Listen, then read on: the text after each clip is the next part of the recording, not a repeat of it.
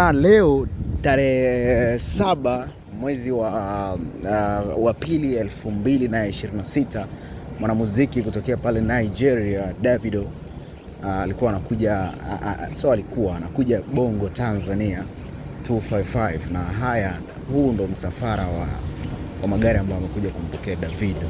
Maana so poa. Davido amekuja kupokelewa na magari, naona kuna Cadillac Escalade, kuna Mercedes Benz, gari za kutosha ziko hapa.